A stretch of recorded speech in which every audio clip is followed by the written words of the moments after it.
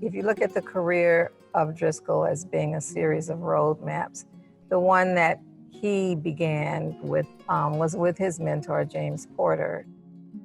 It was Porter who undertook for the first time this enormous task of bringing together everything that defined African American culture.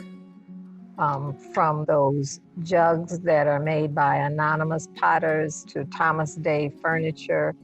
He went out with his wife, Dorothy, and did the most difficult detective work, in pulling all of this together into one source, modern Negro art, which then provided for young scholars this mapping out of the terrain of Black creativity from the 17th century to the 20th century. The book was published in 1947. I can remember that because that's the year I was born. When I first saw 2 centuries of Black American art at the Dallas Museum of Art, I was in graduate school, and it was as if all of the reading that I had done of modern Negro art over my undergraduate years, David Driscoll then brought to life these works of art. And I just remember clearly walking into the Dallas Museum of Art and suddenly seeing, this wonderful vessel by Dave the Potter and early works by Bannister and Duncanson, all the way to Alma Thomas, and suddenly I was surrounded by these works of art, which were part of my legacy and part of what I was studying. So this book right here became like a Bible to me.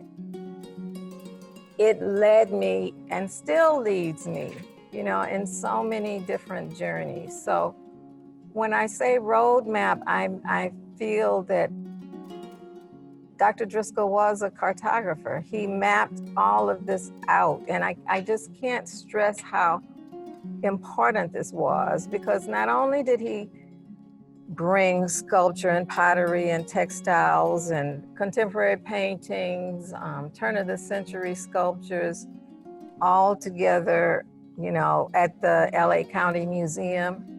But he also, in the process, brought together lenders and collectors and patrons of art whose paths had not crossed. That took so much, to make these connections, to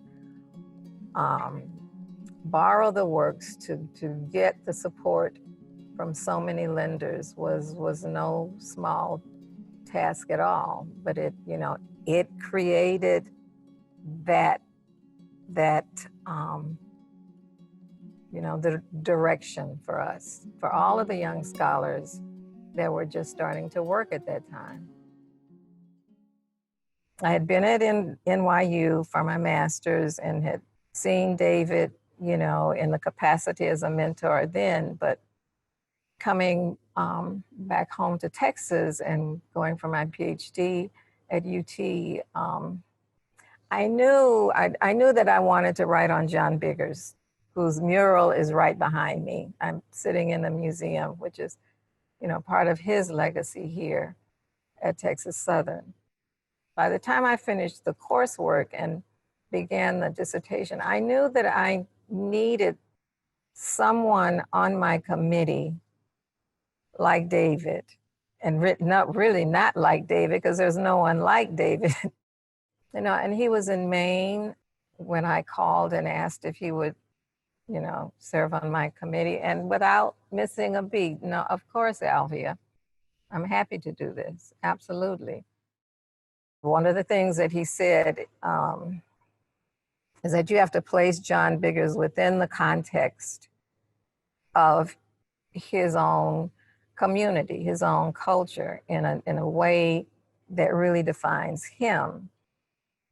David reminded me that you have to remember that, you know, this was a time when it was the HBCUs really that served as galleries, that served as museums within our African American communities. Prior to that, Black artists had very little options when it came to showing their work. So I think those kinds of conversations that I had with him, he knew, you know, everything you need to know about John Biggers.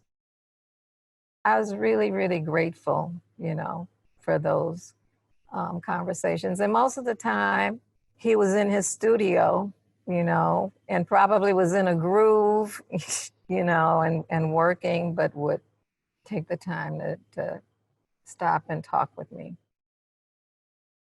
The last time that he was here, which was the occasion of him speaking at the Museum of Fine Arts, the evening was just remarkable. And I think most people, everyone who was there, left saying that was the most incredible lecture I've ever heard. That was just stunning. That was so complete in every way. And the conversation that he and Curly had, you know, was personal. It was very spiritual. It was very scholarly.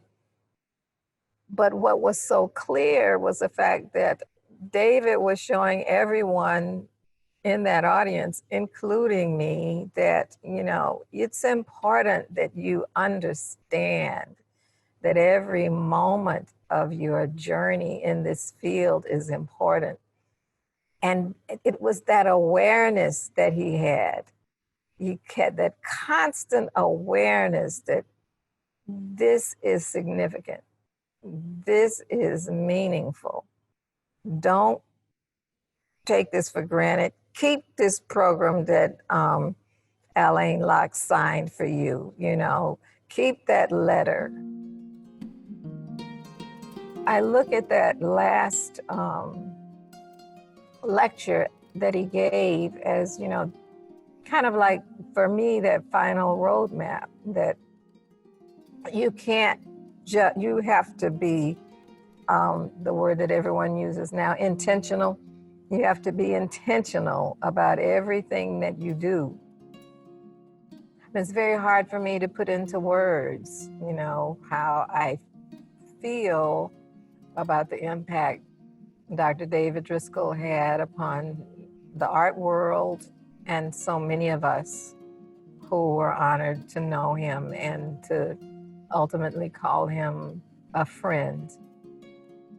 At that last speech at the Museum of Fine Arts, he spent the time to talk to each and every one of my students, you know, that came that evening, asking them what their plans were, looking at some of their works on their phones. You know, he was just generous always, you know, with his time. I am just blessed to have had him provide me with these maps, you know, to help me along my journey. And I intend to do the same for my own students.